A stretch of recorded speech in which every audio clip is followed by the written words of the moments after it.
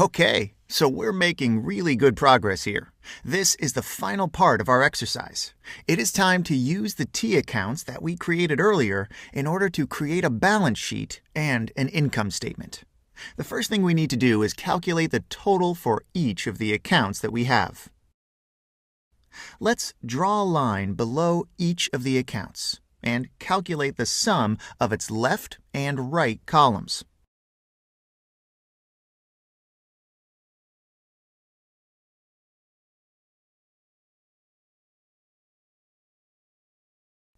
For the cash account, we would have the following: 3,000 plus 1,200 plus 2,700 on the left side, and 1,000 plus 250 plus 150 plus 900 plus 200 on the right side. The sum of the left side is 6,900. While the sum of the right side is 2,500. In order to obtain the final balance of the account, we need to take the difference between the two sides. The same goes for the two accounts below.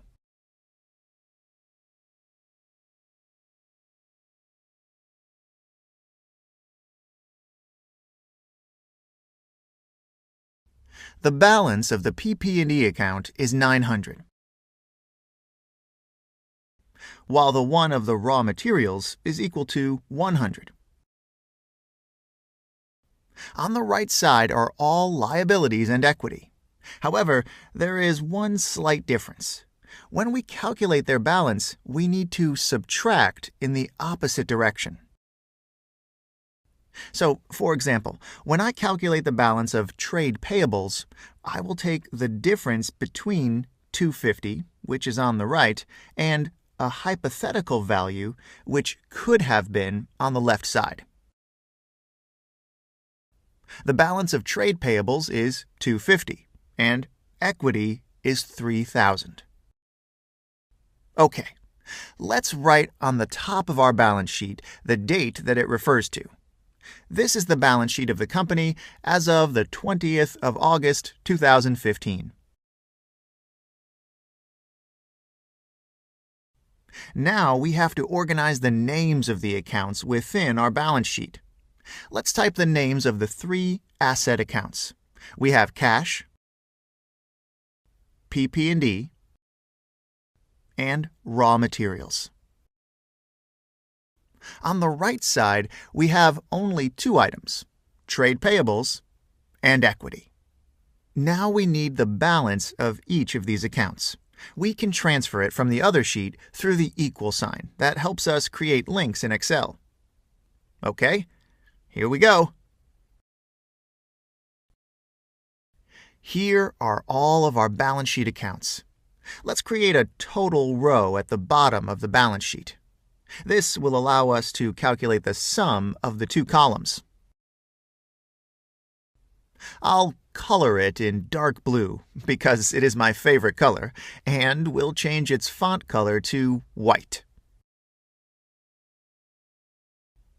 Okay, great. Here we will have total assets. And here we will have total liabilities and equity. Now we are ready to make the sum of the two columns. Something is not correct. The accounting equation is not satisfied as assets are not equal to liabilities and equity. I'm sure you know where the mistake is, right? We need to calculate net income in order to balance the balance sheet. Given that net income is part of equity. Right now, an important part of equity is missing, and this is the reason why the balance sheet does not balance. First of all, let's calculate the balance of the P&L accounts that we have.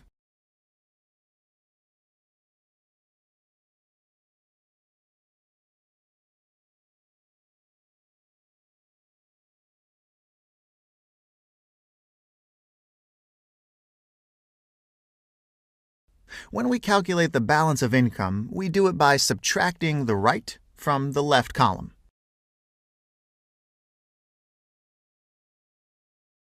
while when we do it for costs, we need to subtract in the opposite direction.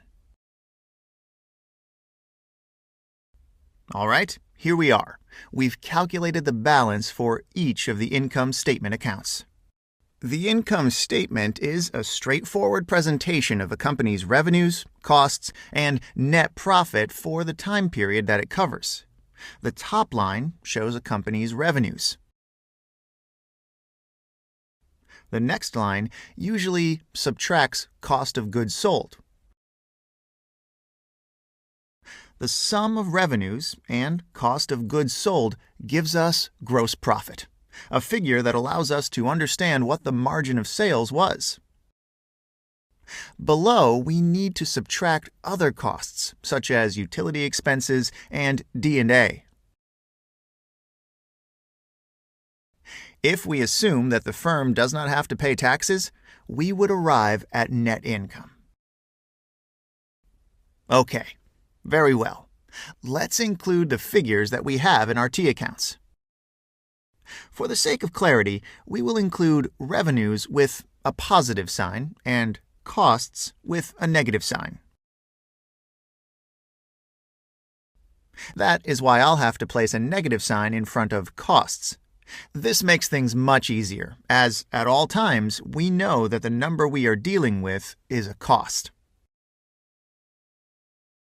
After all the numbers are in place and we subtract costs from revenues, we would obtain the net income that was generated by the business throughout the period under consideration. This is the economic value that the firm produced for its owners. As we already know, net income is part of equity. Every year, the income that the firm produces feeds its equity account, due to the fact that income belongs to the company's ownership. In this case, it is positive and will increase the company's equity. Let's add the net income result to the equity account in our balance sheet. As you can see, the two sides are now balanced. Net income was the missing piece, which allowed us to satisfy the accounting equation. This shows that we have worked correctly when making entries. Perfect. The income statement and balance sheet that we created in this exercise are rather short because the example that we considered is very simple. Despite that, this is a complete exercise. I am sure that at this point you've learned all the important mechanics in bookkeeping and drafting of financial statements. There is a lot more to be learned, but this is already a very solid foundation. Congratulations for completing this exercise.